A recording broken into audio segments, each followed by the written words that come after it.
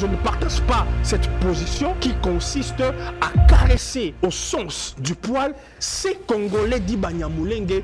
La plupart de ces Congolais ont une double loyauté. Vous remarquez à chaque fois que le problème du Congo est posé, que le Congo est attaqué, ils ne soutiennent que le Rwanda. Pourquoi Tshisekedi doit aller négocier avec Kagame? Pourquoi? C'est malheureusement les rituels des guerres. Malheureusement, vous êtes obligés, malgré vous, de composer, de discuter. Mais je me répète, il ne faut pas, en ce qui nous concerne, la République démocratique du Congo, que le chef de l'État actuel ne fasse pas, et il a dit la même erreur que son prédécesseur.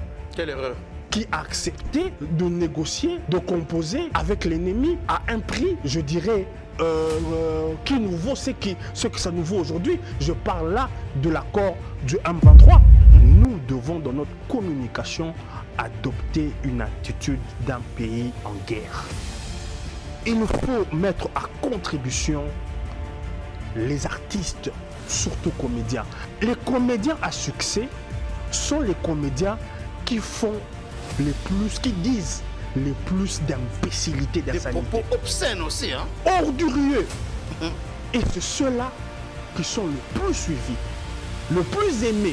Ici, j'interpelle mon ami, le président de cette institution, le CESAC, M. Boussembe, ainsi que toute l'équipe du CESAC. Il y a un laxisme, je dirais, qui n'a pas de nom. Comment on peut nous laisser consommer une tempête d'insanité, ça bat là-bas? Il faut dans certaines séquences, dans certaines productions de ces artistes, que l'on éveille un peu les consciences. Le ministre de la Communication, le CESAC, doivent se pencher sur ça. Élection des gouverneurs de la ville de Kinshasa. J'estime que nous avons plus besoin d'un manager à ce poste. Les politiciens, on a vu les résultats. Nous avons besoin des gens qui, avec peu de moyens, vont faire preuve d'ingéniosité pour que ce peu de moyens soit affecté utilement. Que la ville de Kinshasa soit fluidifiée en termes de transport. On n'a pas besoin de quelqu'un qui va nous prolonger les spectacles de comédie où vous vous mettez à faire le roulage. Ce n'est pas ça.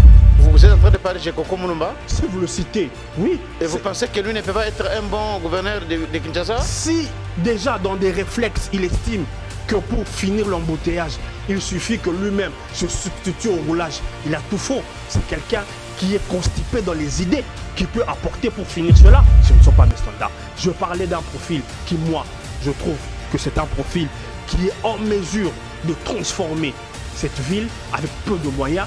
C'est M. Deo Kassongo. Qu'est-ce qui prouve aujourd'hui que M. Deo Kassongo peut être un bon gouverneur de Kinshasa? Qu'est-ce qui prouve? J'ai dit, je suis à l'aise avec le profil de M. Deo. Parce que je l'ai dit à un moment non suspect que moi, pour certains postes, je suis d'avis qu'il faut qu'on sorte d'abord des moules, des politiques, des politiciens. Ceux qui sont là pour les combines politiciennes. Ça, c'est... J'ai structuré cela bien avant. Moi, je vais vous surprendre.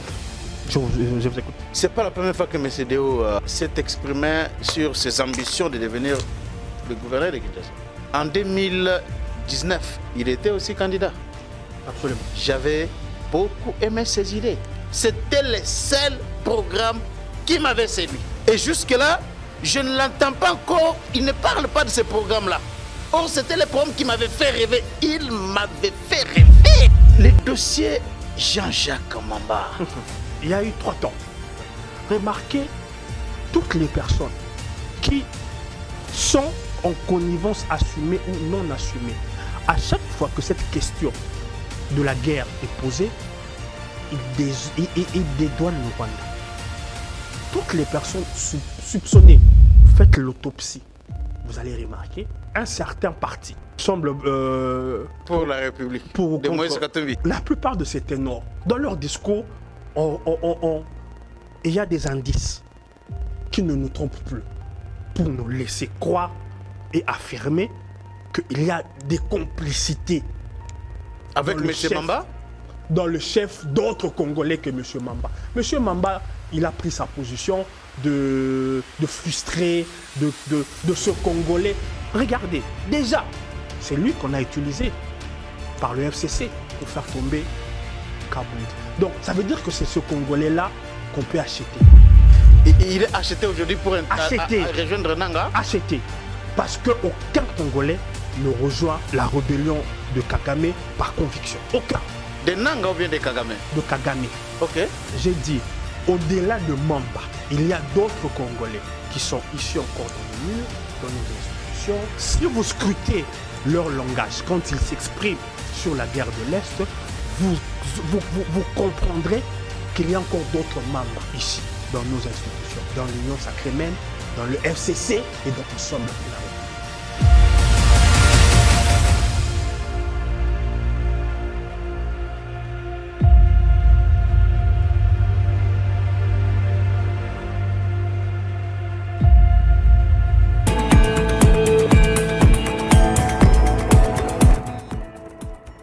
Probable rencontre entre le président Tshisekedi et le président rwandais Paul Kagame.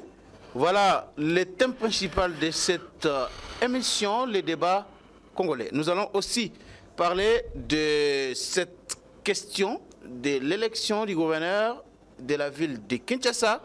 Nous parlerons du profil du Premier ministre, mais aussi de ces Congolais qui aujourd'hui ont le courage de rejoindre des mouvements rebelles pour s'opposer au président Félix Tshisekedi. Alors, pour analyser tous ces sujets, nous avons le plaisir de recevoir dans cette émission Monsieur Patrick Eyalé, analyste politique, journaliste aussi de son état. Monsieur Patrick Eyalé, bienvenue dans cette émission. Merci Charles K. C'est un plaisir de venir encore sur ce plateau, d'autant plus qu'il y a beaucoup d'échos à chaque fois que je passe sur cette émission qui devient une émission culte. Merci de me faire l'honneur de me réinviter. J'ai reçu la fois dernière beaucoup de réactions, des gens qui m'ont appelé des États-Unis, de l'Afrique du Sud, de la France, de la Belgique, de l'Italie. Un peu partout, les gens avaient réagi positivement pour vous féliciter et me demander de vous inviter encore dans cette émission. Monsieur Patrick. Je suis très honoré. Faire ce travail que nous faisons, avoir la reconnaissance de compatriotes, c'est le carburant qui nous permet de continuer à donner un peu d'éclairage dans les contours des enjeux politiques. Contour des enjeux politiques. Et parmi ces enjeux, il y a la rencontre Félix Tshisekedi-Paul Kagame. Ça a été annoncé hier par les ministres des Affaires étrangères de la République angolaise. Le président Tshisekedi était à Luanda. Après leur tête-à-tête, les ministres des Affaires étrangères de l'Angola a fait une déclaration comme quoi Tshisekedi aurait accepté de rencontrer Paul Kagame. Est-ce que une mauvaise nouvelle, une surprise pour vous ou bien un motif de satisfaction, Patrick?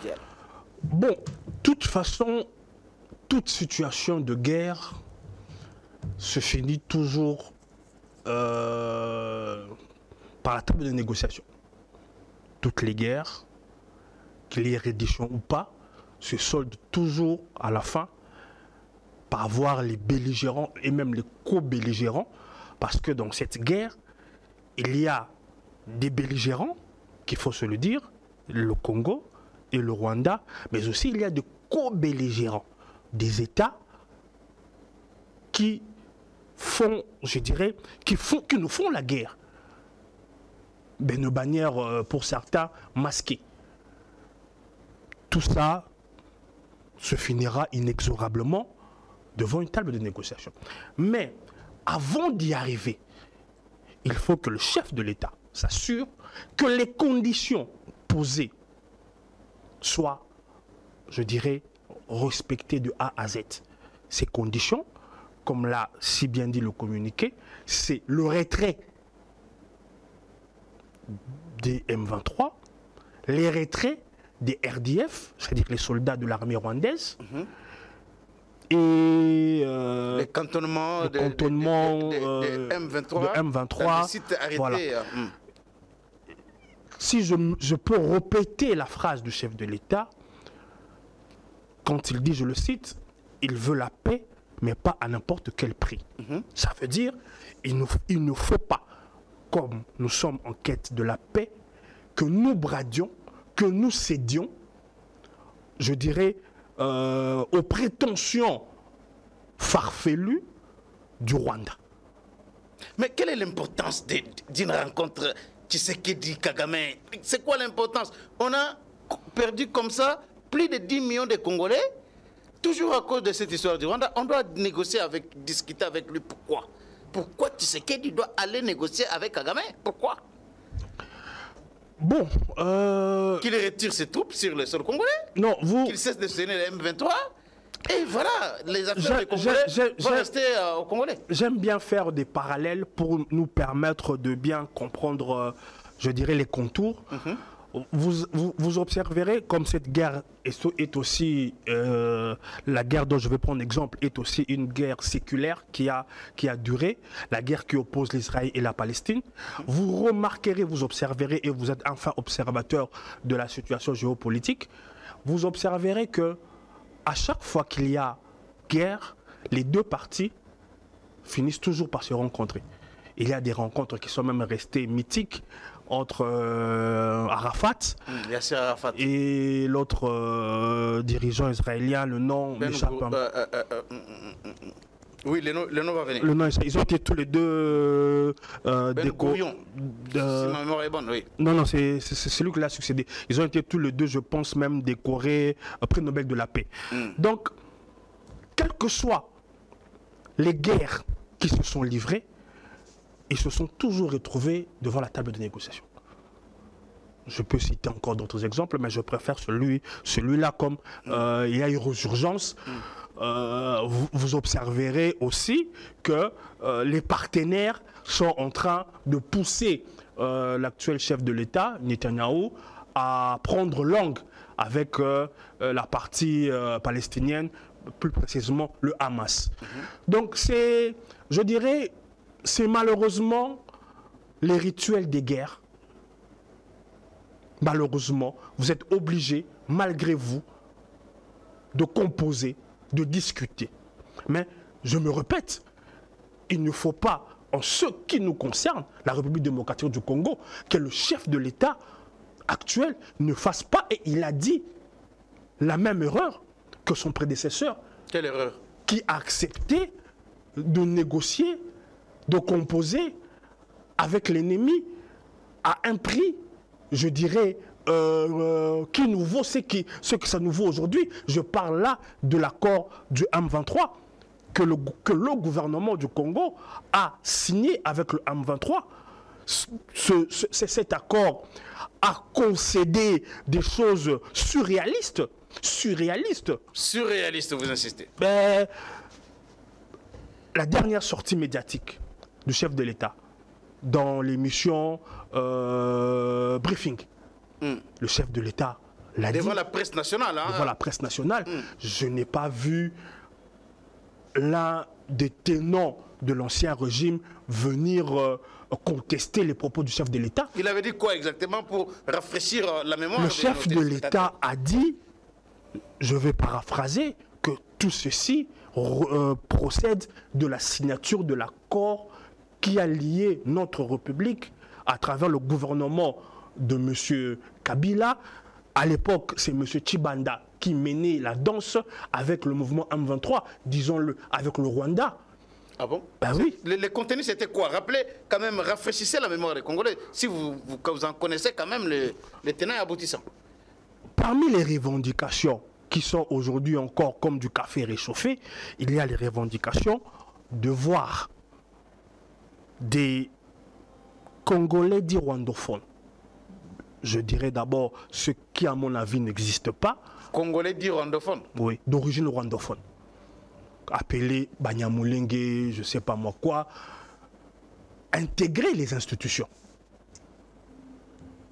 Vous parlez des Rwandais ou bien vous parlez des Congolais d'origine rwandaise? Voilà pourquoi. Vous voulez parler de quoi? Non, voilà pourquoi, dans mon propos, ceux qui l'ont perçu sont en moi que cette appellation-là est une, je dirais, une filouterie de la part de personnes qui se présentent telles quelles.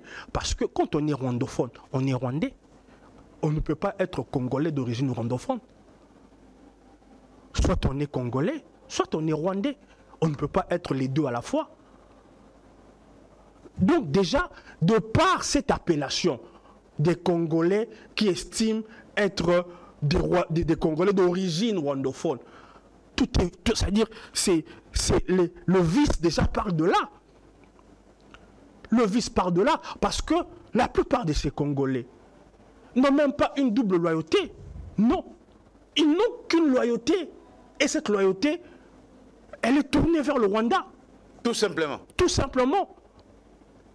Les intérêts, tout ce que vous voulez, même ceux qui ont occupé des hautes fonctions. Vous allez... J'ai suivi votre plaidoyer remarquable, formidable. J'espère qu'on reviendra. Le plaidoyer que vous avez fait contre Jean-Jacques Momba, je me permets de le dupliquer contre, par exemple, les... comment il s'appelle encore, celui qui était vice-président, les Roubérois, les Niarugabou. Est-ce que vous avez déjà entendu ces gens prendre parole, prendre position quand il y a des massacres des Boudidia Congo, des Enyele, des Kamuna Sampou? Non. Ces gens ne prennent position que quand les Congolais... Quand on tue les vaches de Aminembwe. Voilà. Dans les plateaux d'Itombwe, là, ils en parlent. Hein? Alors que ils ont été sénateurs, députés, ministres, même ministres de la décentralisation. Mais leurs prises de position sont toujours, vous dites, toujours en lien avec les intérêts du Rwanda. On ne peut pas considérer ces gens comme des véritables Congolais. Ils le sont peut-être par le papier, mais ces gens n'ont ni le cœur, ni l'esprit des Congolais. Que non. Donc, mais il ne m'appartient pas de réécrire l'histoire. Le président a dit que lui n'est pas là pour discriminer les Congolais, parce qu'il a dit qu'il y a les Banyamulenge qui sont morts pour défendre les drapeaux congolais. Le président de la République a bon droit de prendre cette stature en tant que chef de l'État, en tant que... Ce n'est pas pour rien que dans les qualificatifs donnés à un chef de l'État, on dit père de la nation.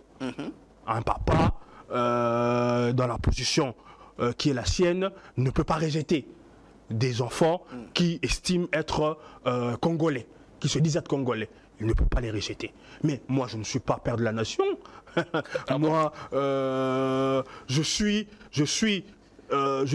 cet enfant de la nation qui est vent debout contre d'autres enfants de ma nation qui estiment qu'on a un seul père, ou plutôt une seule mère, qui est la République, mais qui combattent la République, qui ensanglantent la République. Voilà ma position.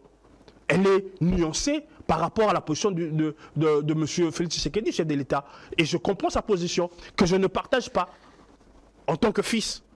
Donc là, vous ne partagez pas la position du chef sur le fait que... En tant que fils, je ne partage pas cette position qui consiste à caresser au sens du poil ces Congolais dits Banyamulenge qui ont une double loyauté.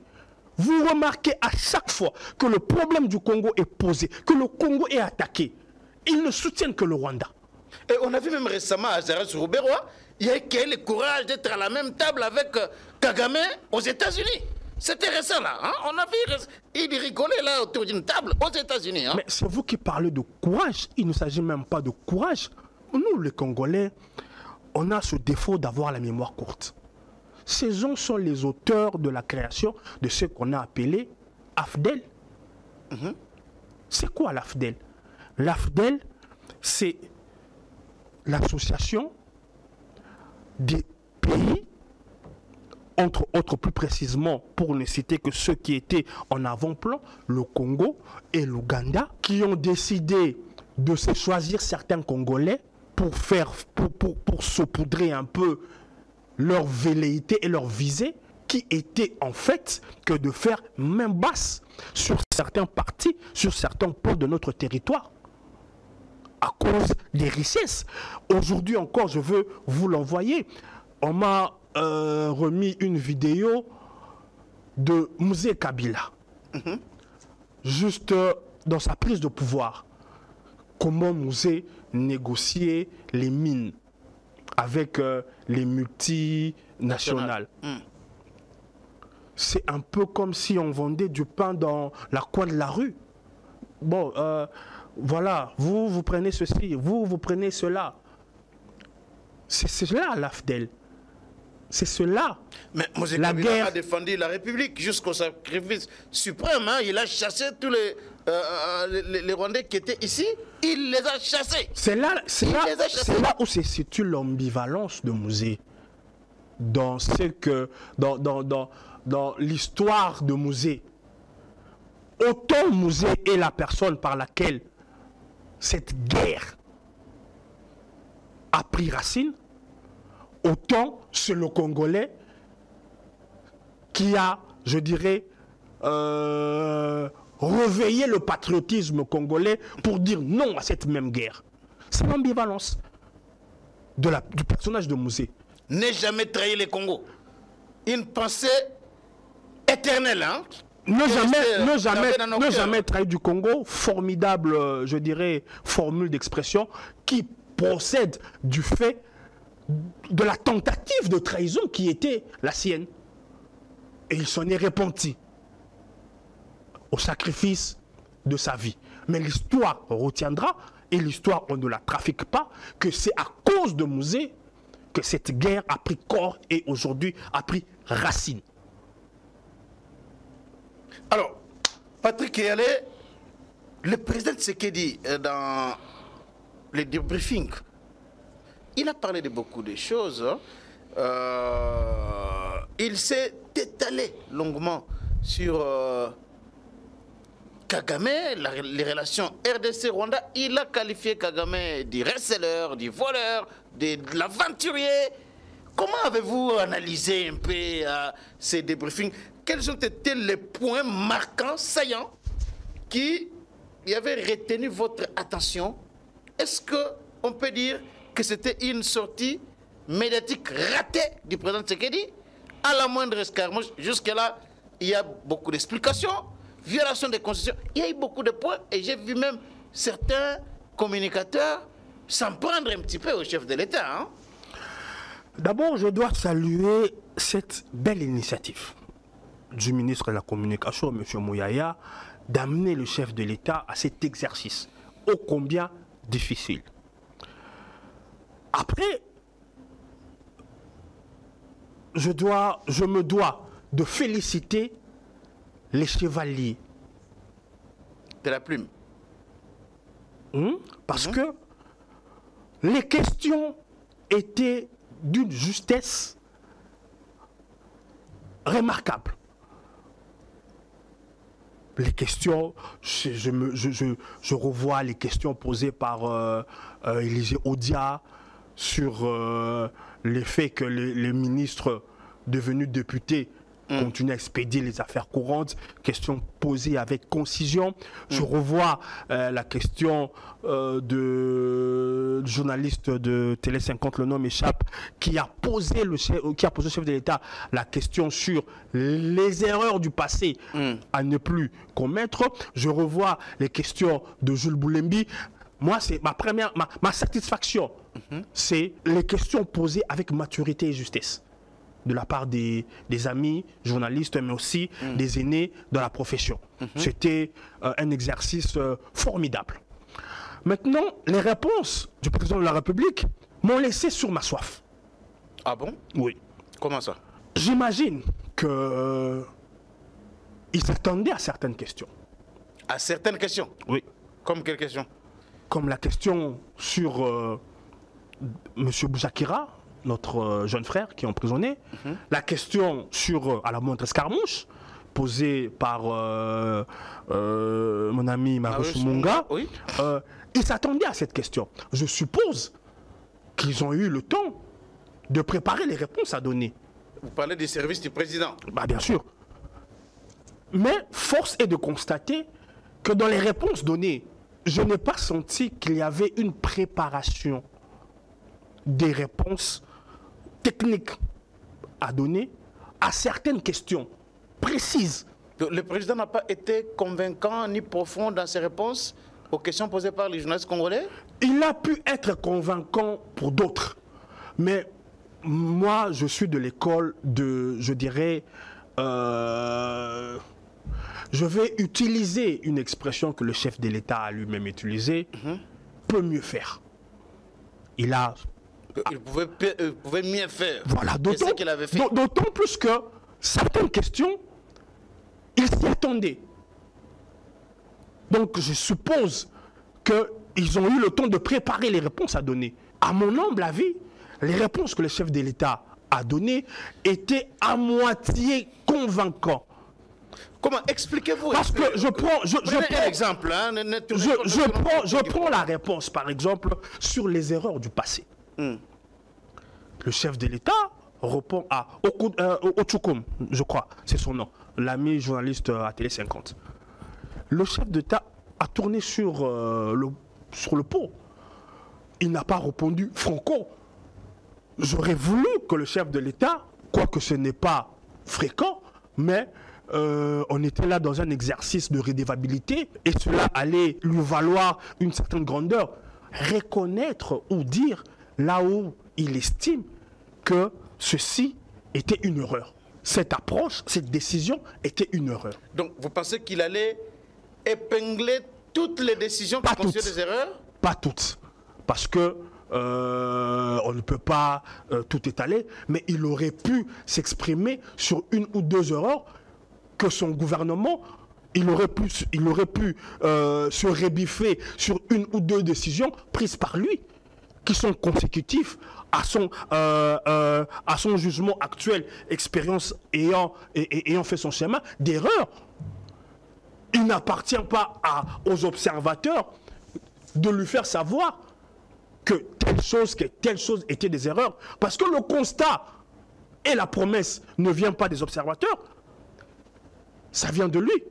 Et il aurait dû, comme c'était sa formule, c'était sa phrase, assumer cela. Dire par exemple, sur telle décision, après recul, j'estime que c'était une erreur. Sur telle nomination, après réflexion, j'estime que... Est-ce que ça n'avait pas encore envenimé la situation, suscité encore trop de polémiques? Il a trouvé mieux de se limiter là, au lieu de revenir encore sur des polémiques, des choses déjà passées. Vous appelez ça polémique, moi j'appelle ça assumé. Parce que dans la vie, on commet des erreurs. Alors, il n'y a pas un chef de l'État au monde que je connaisse qui, dans le parcours de son mandat, n'a pas commis des erreurs. Non. Même dans des grandes décisions qu'ont prises certains chefs de l'État, avec le temps, dans leur mémoire, ils ont dit comment les Sarkozy, les Hollande, pour ne citer que ceux-là, ils ont reconnu ça après leur fonction. Hein?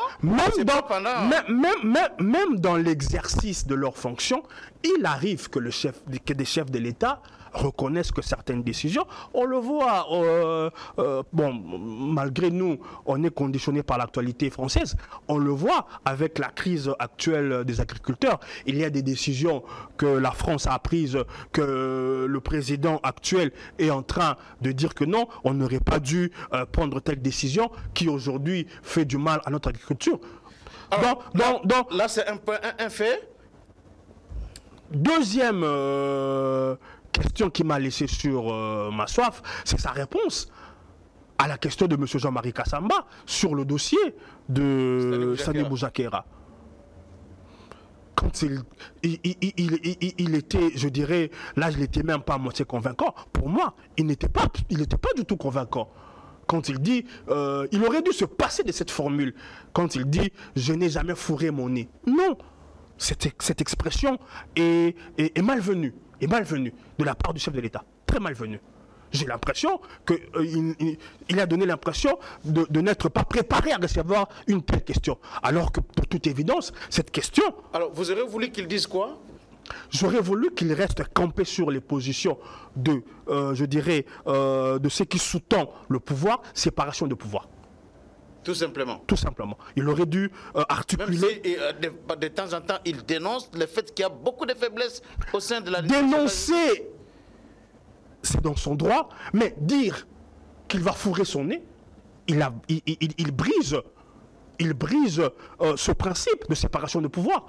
Ça veut dire, si vous le faites une fois, mais qui ne dit pas que pour certains dossiers, on vous sollicitera aussi pour fourrer encore votre nez. Donc vous aurez voulu qu'il ne dise pas cela tel qu'il l'avait fait. Le chef de l'État a ceci de particulier qui peut être une qualité, mais qui peut être aussi un défaut, c'est la spontanéité dans sa façon de répondre. Mais il doit se rendre compte que parfois, cette spontanéité lui joue des tours. Moi, en tant que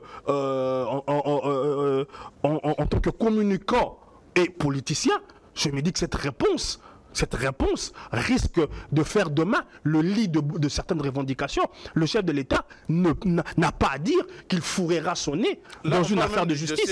Salomon Kalonda, qu'il peut aussi s'intéresser à cela va sans dire qu'on va le demander, qu'on va l'exiger de fourrer son nez un peu partout. Voilà un peu, moi, des réponses qui m'ont laissé sur ma soif. Les deux, là. Il n'y a pas que les deux. D'autres réponses aussi m'ont laissé un peu dubitatif, mais je dois reconnaître que cet exercice de redevabilité, ce n'est pas de rendre compte, ce n'est pas un exercice, je dirais, facile. Il s'en est plus ou moins bien sorti sur certains dossiers, mais les dossiers dont je vous ai parlé, celui-là, mais aussi le dossier à la moindre escarmouche. Là aussi, j'ai trouvé que le président n'était pas précis dans ce qu'il devrait dire. Il n'était pas précis.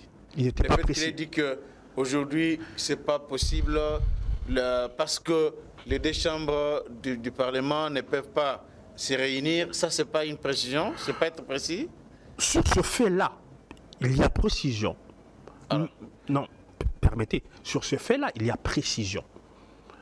Mais je pense que quand le chef de l'État, qui a fait sa campagne autour de la volonté de la République, portée par lui en tant que garant de la nation, de porter la guerre au Rwanda, d'ailleurs, pour faire le lien avec le premier sujet, promesse ou volonté de M. Kabila, la guerre retournera là où elle a commencé.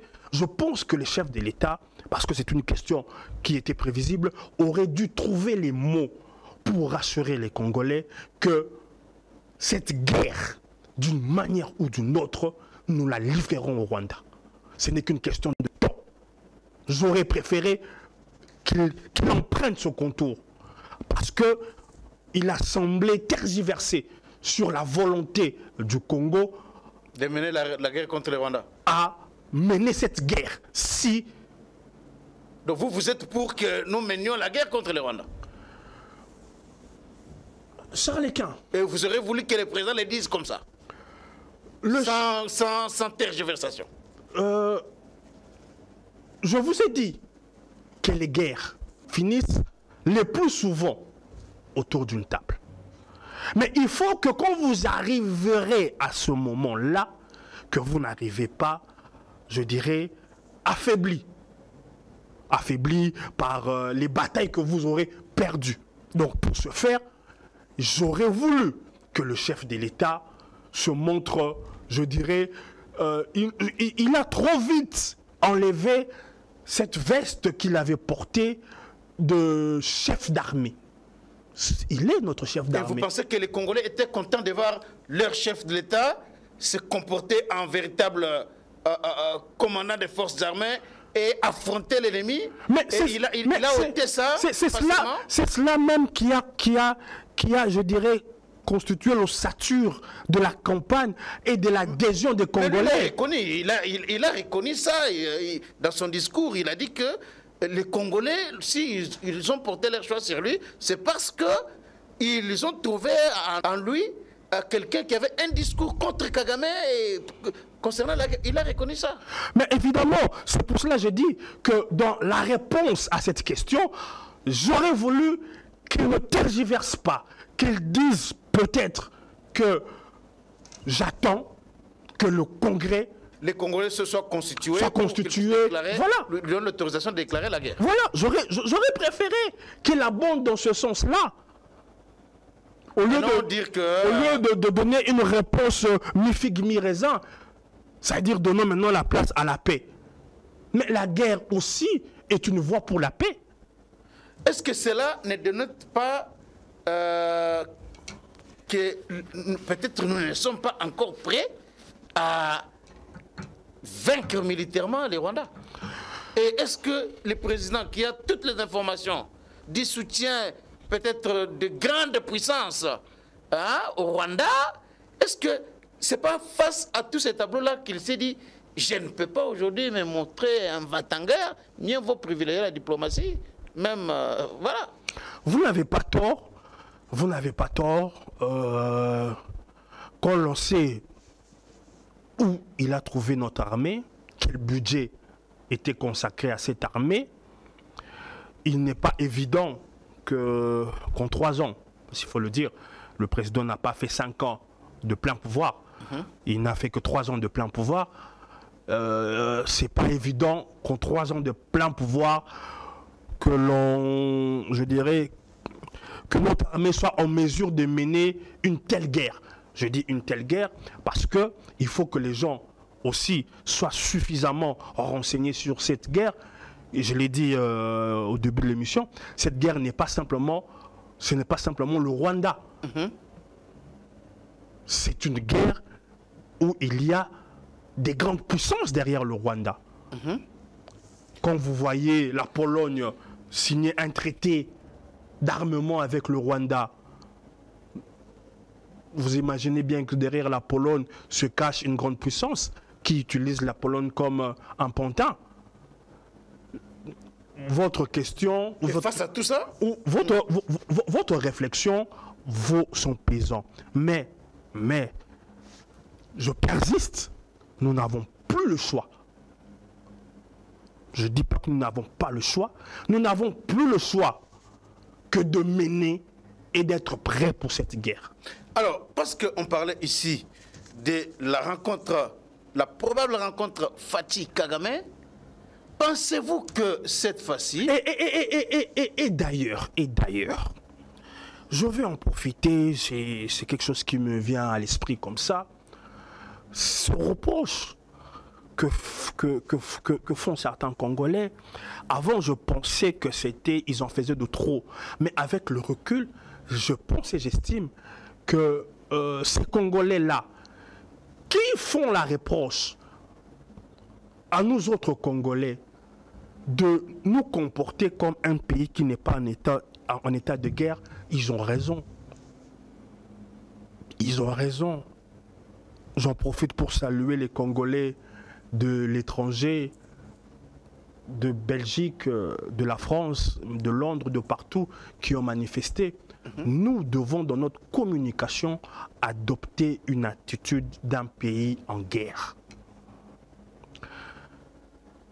Il faut mettre à contribution les artistes, surtout comédiens.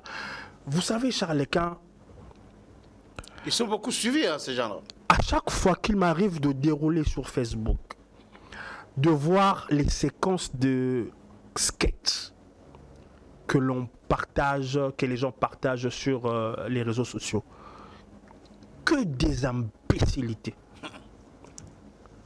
que des insanités. Et les comédiens à succès sont les comédiens qui font les plus, qui disent le plus d'imbécilité, d'insanité. Des propos obscènes aussi, hein? Ordurieux. Et c'est ceux-là qui sont le plus suivis, le plus aimés. Je dis, nous avons une addiction à l'imbécilité. Je vois même vidéo là. Moi, j'aimerais le citer parce que moi, souvent, je suis aussi révolté par certains de ces scénarios. Il n'y a que... Ici, j'interpelle mon ami, le président de cette institution, le CESAC, M. Bossembe, ainsi que toute l'équipe du CESAC. Il y a une léthargie, un laxisme, je dirais, qui n'a pas de nom. Comment on peut nous laisser consommer? Un jour, je suis avec les enfants. J'ouvre ma connexion, paf, je ne peux pas, c'est-à-dire la première phrase qui sort de la bouche de la personne, je ne vais pas la citer, je cherchais là où je devais mettre... Comment vous pouvez avoir... Non, permettez-moi. J'ai vite cherché là où je devais mettre mute. Le premier mot sorti, c'est j'étais avec les enfants et j'étais avec la tante de madame. Paf! Ça, c'est sur TikTok ou bien Facebook? Je ne suis même pas sur TikTok, moi. C'est sur Facebook. D'ailleurs, même sur Facebook, j'y vais de moins en moins. Je dirais donc, une tempête d'insanité s'abat là-bas. Donc, vous ne croirez pas que nous sommes un pays? On ne demande pas que nous soyons 24 heures sur H, je dirais en communication de guerre, mais il faut dans certaines séquences, dans certains, je dirais, productions de ces artistes, que l'on éveille un peu les consciences. Que l'on éveille un peu les consciences. On ne peut pas être, je dirais, à tout instant, à tout moment, dans le divertissement. On doit laisser une place pour le divertissement. Regardez la différence. Je regardais encore hier. Je suis tombé sur une pièce de théâtre du groupe Mangobo. Il y a les Mangobo, les Lokuli, les Ngaloufar, les Sans Soucis. Mais il n'y avait pas beaucoup d'insanité à l'époque. J'ai dit, oh là là, quelle belle époque. Quelle belle époque. Il faisait la pièce où il parlait de Yesu, Babomier, ce qu'on a mis, Ibi, tout ça. J'ai dit, mais ça nous fait rire. Pourquoi aujourd'hui, pour faire rire, vous devez avoir un acteur qui c'est comme si, attends la classe à Rufinga. Les choses qu'on ne peut pas suivre avec les enfants ensemble, hein, ça devient un peu compliqué. Hein? Le ministre de la Communication, le CESAC, doivent se pencher sur ça.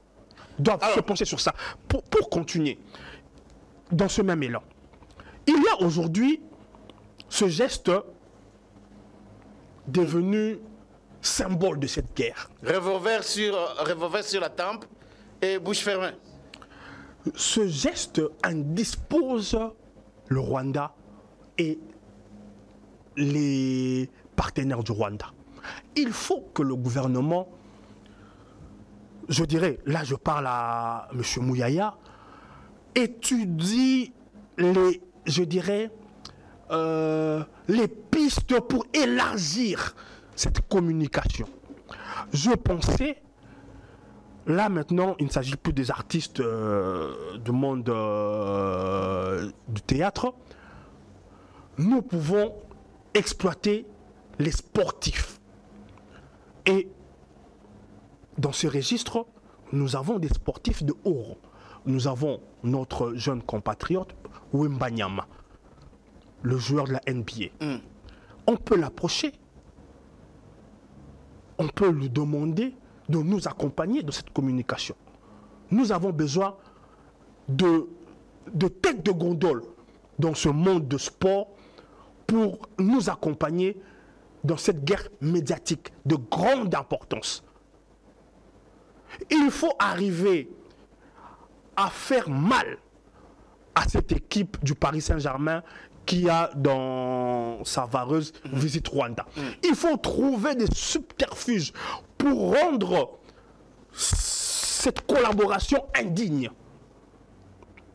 Il nous faut mener avec véhémence et avec intelligence cette guerre médiatique. S'il faut, par exemple, un jour, acheter des billets pour une centaine, des milliers de Congolais qui vont investir le Parc de Prince avec cette mention Rwanda Killing, faisons-le. Faisons-le. Ah, mais là, est-ce que vous croyez que les médias là-bas qui ont refusé de filmer les Congolais qui étaient en Côte d'Ivoire, ils vont filmer cette fois-là ceux qui seront dans ces stades-là pour que ce message-là passe? C'est une question importante. Hein? Donnons-nous les moyens que cette communication passe dans leurs médias. Merci. On a la capacité d'imposer cela. Alors, Patrick Yalé, élection des gouverneurs de la ville de Kinshasa. Ça fait débat. Certains me disaient que il faut encore donner une deuxième chance à Gentini Ngobila. Et surtout qu'il a beaucoup de députés provinciaux élus de Kinshasa. Et même si il ne sera pas soutenu par une quelconque famille politique, mais avec son parti politique, il est possible qu'il soit élu gouverneur. Rassurez-moi que cette personne qui vous a soufflé pareil incongruité ne fait pas partie d'une... Vous qualifiez ça d'incongruité? C'est plus que de l'incongruité même. Ça c'est vous. C'est presque une insulte là. C'est presque, heureusement, j'en suis à presque, mais même si c'est une insulte, je m'assumerai. Comment, et d'ailleurs, comment une personne que la CENI a disqualifiée dans la course électorale pour fraude, quel grief a été réaffirmé par la Cour, et cette personne, vous allez la présenter comme candidat à une autre élection. Dans un pays sérieux, il serait frappé d'inéligibilité à tout mandat pendant une durée d'au moins 5 ans. Alors parlons maintenant de tous ces candidats ici hein, qui se bousculent au portillon de l'hôtel de ville de Kinshasa.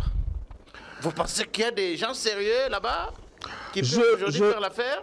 Kinshasa redevienne Kin Label comme c'est fait le cas à l'époque. Je disais dans un autre plateau, je ne sais pas, je pense même ici, et ici je vais le dire, quand je parlais du profil du Premier ministre, j'espère qu'on aura aussi le temps d'en reparler, ceci vaut pour le profil de celui qui doit être le gouverneur de Kinshasa. J'estime que nous avons plus besoin d'un manager à ce poste. Les politiciens, on a vu les résultats. Le tout récent, c'est M. Gentini Ngobila. Il était un grand manager, hein, ça faut le dire. Absolument pas.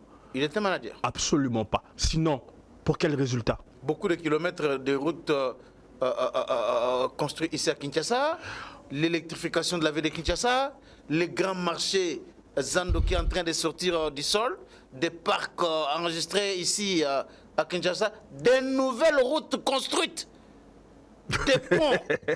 Ah mais oui, hein, c'est les bilans aussi. Hein.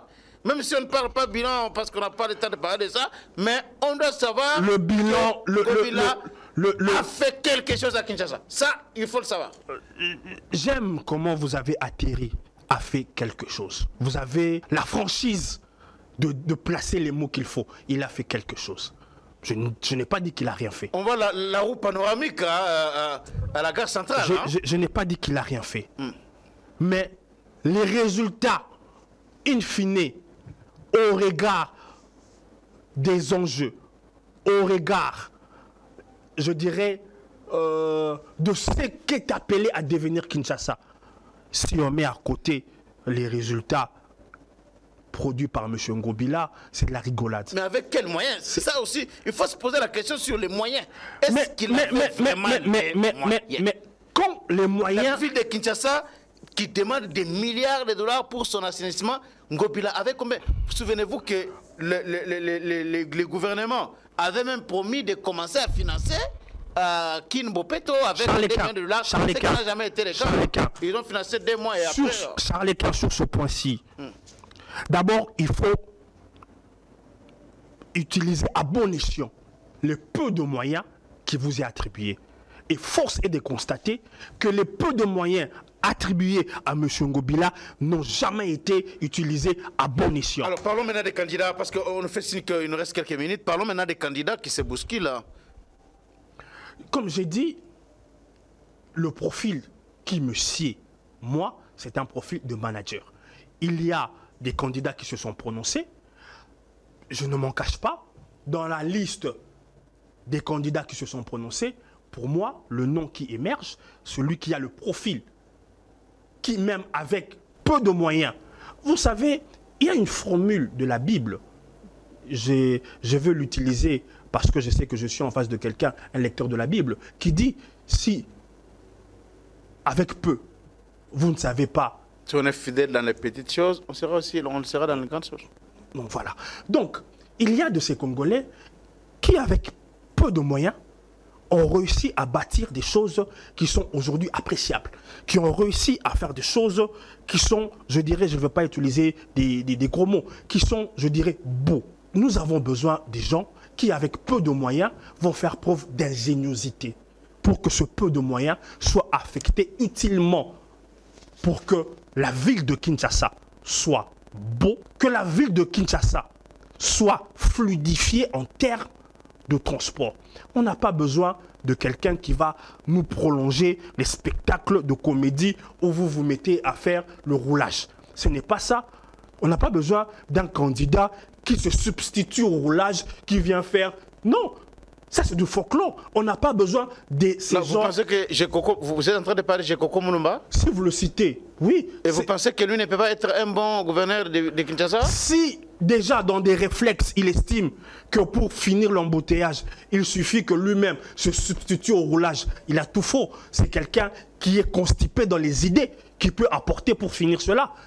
Et tout ce qu'il a pu faire en moins de temps, rond-point où il est aujourd'hui transformé, la place Wenge à la Gombe et tout ça. Charles Lequin, si votre standard, je l'ai dit quelque part, d'évaluation qualitative de ce que peut apporter un gouverneur se réduit à quelqu'un qui verdit un espace, je suis désolé. Ces standards-là, je ne les partage pas.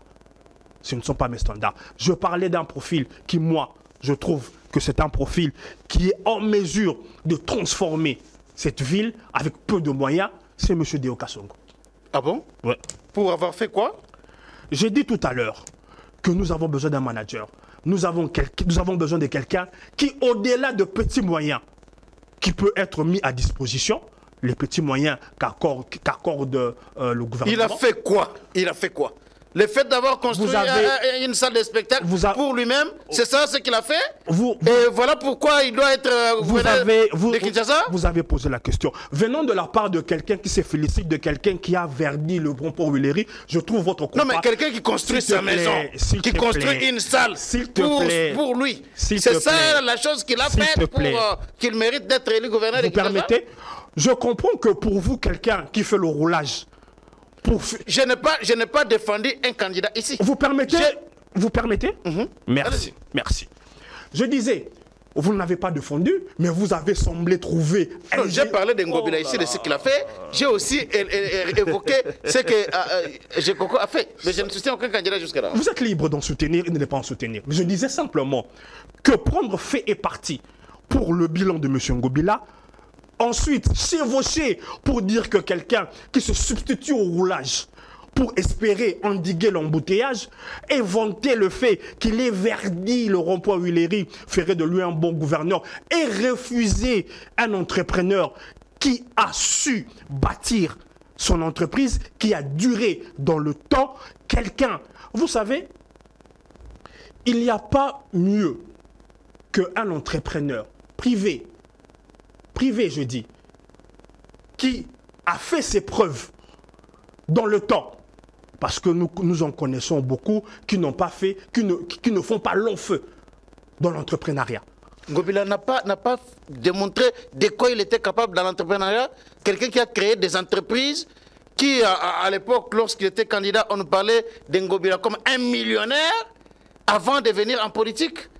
Et il n'a pas réussi dans sa vie propre, dans sa vie personnelle. Vous avez un faible pour Ngobila. On parle aussi même de Moïse Katumbi qui a réussi dans les affaires, mais vous avez toujours été contre lui. Hein? Aujourd'hui, vous défendez quelqu'un qui a seulement construit une salle et vous dites que le fait qu'il ait construit une salle de spectacle, donc il peut gouverner la ville de Kinshasa. Vous dévoyez ce que je dis. Je n'ai jamais dit. Je vous pose des questions. Non, je vous pose des vous questions. ne posez pas des questions, vous dévoyez ce que j'ai dit. Parce qu'en aucun cas, j'ai mis à l'avant-plan les faits qu'il ait construit une salle de spectacle. Ça, c'est les arguments qu'utilisent les personnes qui sont, je dirais, qui sont dans une guerre médiatique contre M. Déo. Il n'y a pas de guerre médiatique. Moi, je vous pose des questions. Non, je ne suis pas contre quelqu'un ici. Non, monsieur, soyez à l'aise. Ok. Ce qui ressemble à vos questions ne me dérange pas. D'ailleurs, je suis content d'avoir quelqu'un qui ne partage pas visiblement le fait que M. Déo devienne candidat, mais qui soutient les gens qui verdient les... Vous dites que je soutiens alors que moi je vous pose des questions. C'est à vous de vous exprimer ici, démontrer que Godéo Kassongo peut être un bon gouverneur. C'est ça ce que moi je cherche à vous poser des questions. Pourquoi vous m'attribuez des positions lorsque je vous pose seulement des questions? Si vous me laissez le temps que vous accordez vous-même pour parler du bilan que vous trouvez élogieux de Ngobila, si vous m'accordez ne fût-ce que la moitié de ce temps, je serai à l'aise de vous dire que pour moi, quelqu'un qui transforme des idées, quelqu'un qui a des idées, je veux vous faire, par exemple, prenons ce consortium qui a construit, comment on appelle ça, le centre financier, et qui est en train de construire Arena. Vous pensez que quand de telles personnes, j'ai oublié le nom de ce DG, dit que travailler... Le DG de Milvest. Le DG de Milvest. Quelqu'un comme lui qui a fait ses preuves, on peut tout dire aujourd'hui, ce centre financier c'est un bijou. L'Arena en construction, n'en parlons pas. Vous pensez que quelqu'un comme celui-là peut simplement, pour le beau jeu de M. Déo, dire que si j'ai l'honneur de travailler avec M. Déo, nous allons faire des dingueries. C'est mon son à lui, ce n'est pas à moi. Pensez... Vous êtes d'accord avec ce Turc-là? Vous pensez maintenant que c'est lui la référence, les baromètres pour juger qui peut être capable de diriger notre ville, notre capitale? Si je rebondis, je sais que vous allez vous êtes titillé. Si vous contestez à M. Milvest être une référence... Laissez-moi vous poser des questions. Laissez-moi vous répondre alors. Si vous contestez la référence de M. Milvest et vous prenez comme référence, vos références à vous, c'est M. Ngobila et c'est M. Gekoko, pour avoir fait le roulage, permettez-moi de me répéter, alors M. Charlequin, l'estime que j'ai pour vous dans la justesse de la façon de voir des choses risque de me poser problème. Vous contestez la référence de quelqu'un, cet investisseur, qui a, je dirais, dans le temps lui accordé, fait sortir des terres quelque chose comme ce centre financier. Et j'ai pu voir ce qui est en train d'être fait avec l'Arena, mais vous contestez cette référence. Et vous m'opposez comme référence M. Ngobila. Ah, il y a un souci. Il y a un souci. Non, j'ai dit que Ngobila a réussi aussi dans ses affaires privées. Tant mieux, tant mieux. Vous dites qu'il n'a pas été un bon gouverneur. Permettez-moi. J'ai donné un exemple de Moïse Katumbi qui a réussi dans ses affaires privées, mais vous vous êtes toujours opposé à lui. Qu'est-ce qui prouve aujourd'hui que M. Déo Kassongo peut être un bon gouverneur de Kinshasa? Qu'est-ce qui prouve?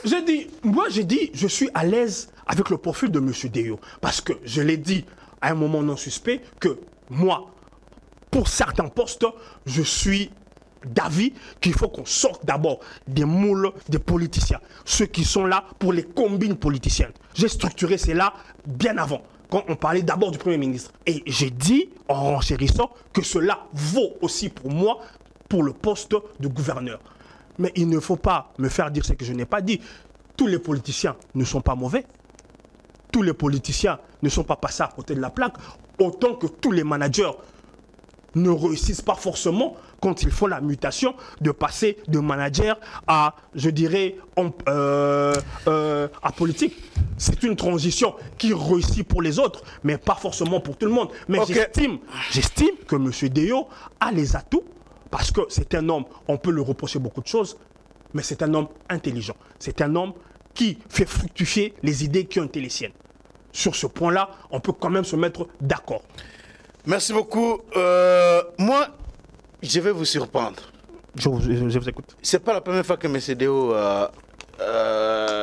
s'est exprimé sur ses ambitions de devenir le gouverneur de Kinshasa. En 2019, oui, il était aussi candidat. Absolument. J'avais beaucoup aimé ses idées. En tout cas, il avait de tous les programmes que j'avais suivis à l'époque, c'était le seul programme qui m'avait séduit. Et jusque-là, je ne l'entends pas encore, il ne parle pas de ce programme-là. Or, c'était le programme qui m'avait fait rêver. Il m'avait fait rêver à l'époque avec ce programme-là. Et j'ai te posé des questions pour que tu puisses m'en parler, mais tu n'es pas allé au fond. Non. Il n'y a pas de problème, on reviendra. En 30 Je secondes. pense qu'il avait vraiment une vraie vision. J'avais suivi à l'époque, en 2019, j'étais vraiment séduit par les programmes qu'il avait. En 30 secondes. S'il faisait, si aujourd'hui, il peut se permettre de parler de ça, ça peut encore susciter des adhésions autour de sa candidature, au lieu seulement de se limiter en 30 secondes. S'il vous plaît, on passe à un autre sujet, parce qu'on est à la fin de l'émission. En 30 secondes. S'il vous plaît. Vous parlez plus que moi, permettez-moi. On ne met pas la charrue avant le bœuf. On parle d'abord du profil avant de parler des idées. On ne peut pas mettre en avant ici aujourd'hui les idées sans qu'on ait parlé du profil et de la personne. Force est de constater que vous étiez séduit par les idées. Ces idées-là, elles n'ont pas disparu. Je vous ai dit, son sobriquet, d'ailleurs, font partie du patrimoine de son nom. Donc, on est bien d'accord avec vous que dans la marmaille de ceux qui se sont présentés, celui qui a des belles idées, qui vous ont d'ailleurs séduit. Merci beaucoup, Patrick Keyele. Le dossier Jean-Jacques Mamba. Votre point de vue, c'est... Moi, je suis révolté, M. Patrick Keyele. Quelle analyse vous pouvez faire par rapport à ces Congolais qui étaient ici, candidats députés aux législatives nationales dans la circonscription de Lukunga? On serait dans l'hémicycle, je dirais, sans objet. Parce que j'ai suivi votre plaidoyer contre M. Mamba, formidable. Si vous pouvez même l'incruster dans le cours de cette émission, moi ça me va. Mais j'aimerais juste, au-delà de ce que vous avez dit, épingler quelque chose qui m'a tiqué. Il y a eu 3 temps dans ce que M. Mamba a fait. Le premier temps, c'est poser la démission. Le deuxième temps, il a fait une tribune. Et dans cette tribune, il chargeait le président. Il dit par exemple, au lieu de dépenser 1,5 milliard qui n'ont pas produit d'effet, nanani, nanana, on lieu place, voilà là où j'ai été tiqué, en lieu place de charger le Rwanda, concentrons-nous sur nos faiblesses à nous. Arrêtons ceci. Remarquez toutes les personnes qui sont en connivence assumée ou non assumée. À chaque fois que cette question de la guerre est posée, il dédouane le Rwanda. Toutes les personnes soupçonnées être en connivence, à chaque fois que cette question est posée, il dédouane les Rwandais. Non, ce n'est pas le Rwanda, c'est nous-mêmes. Faites l'autopsie. Vous allez remarquer, un certain parti, à chaque fois que cette question est posée, un certain parti. Ensemble de la République. Je sais que vous aimez bien que j'aille jusqu'au bout. Ensemble de la République. Ensemble pour la République. Ensemble pour la République. Pour de Moïse Katumbi. Pour ou contre, je ne sais pas. La plupart de ces ténors, à chaque fois la question du Rwanda est posée. Le patriote. Je ne sais pas, je pense que c'est ici que j'ai eu à dire ça. Dans la guerre qui oppose Israël et la Palestine, les opposants de Netanyahou, il y en a qui sont contre lui. Et ce monsieur, il a des dossiers en justice, de corruption même, qui pèsent contre lui. Mais vous avez entendu beaucoup d'Israéliens dans cette guerre s'opposer à M. Netanyahou, s'opposer aux directions que sont en train de prendre le gouvernement d'Israël. Je parle même en Ukraine. L'autre qui est aujourd'hui chef de guerre, il a un passé. Ce monsieur était humoriste. Pour gagner sa vie, il arrivait même à faire des pièces de théâtre où il se mettait nu. Est-ce qu'on lui a rappelé son passé? Est-ce que les Ukrainiens lui rappellent son passé? Est-ce que vous suivez des Ukrainiens dire que non, c'est notre responsabilité, c'est nous qui avons cherché cette guerre, le Poutine n'y est pour rien, laissons Poutine tranquille? Vous avez entendu ce genre de discours. Vous avez vu des médias, des journalistes faire le relais des succès de Poutine. Ou par exemple, dans Palestine, avec tous les bombes. Vous avez vu des journalistes pro-palestiniens encensés presque. Alors, vous accusez le parti de Moïse Katumbi de quoi? Je fais le constat que la plupart des Congolais qui sont de mèche, assumés et non assumés, dans leur discours, il y a des indices qui ne nous trompent plus pour nous laisser croire et affirmer qu'il y a des complicités avec M. Mamba, dans le chef d'autres Congolais que M. Mamba. M. Mamba, il a pris sa position de frustré, de ce Congolais. Regardez, déjà, c'est lui qu'on a utilisé par le FCC pour faire tomber Kabound. Donc, ça veut dire que c'est ce Congolais-là qu'on peut acheter. Et aujourd'hui, il est encore utilisé? Qu'on peut acheter. Le verbe, c'est acheter. Il est acheté aujourd'hui pour rejoindre Nanga? Acheter. Parce qu'aucun Congolais ne rejoint la rébellion de Kagame par conviction. Aucun. De Nanga ou bien de Kagame? De Kagame. Ok. Cette rébellion est une rébellion de Kagame, avec ses partenaires qui sont ici au Congo. Ah, vous pensez qu'ici à Kinshasa aussi, il y a des partenaires de Kagame? Vous pensez que Kagame va stopper cette recette qui marche depuis la création du RCD, prendre des Congolais qui sont à l'extérieur et à l'intérieur pour soutenir sa progression dans les rébellions où il place des Congolais? Non. C'est une formule qui a fait des preuves et il continue à opérer ainsi. Donc Mamba aujourd'hui, selon vous, serait des mèches ou est des mèches avec l'ensemble de Moïse Katumbi, les FCC? Non. Pour rejoindre la rébellion de Kagame? Non, je n'ai pas dit et des mèches. J'ai dit, au-delà de Mamba, il y a d'autres Congolais qui sont ici encore dans nos murs, dans nos institutions.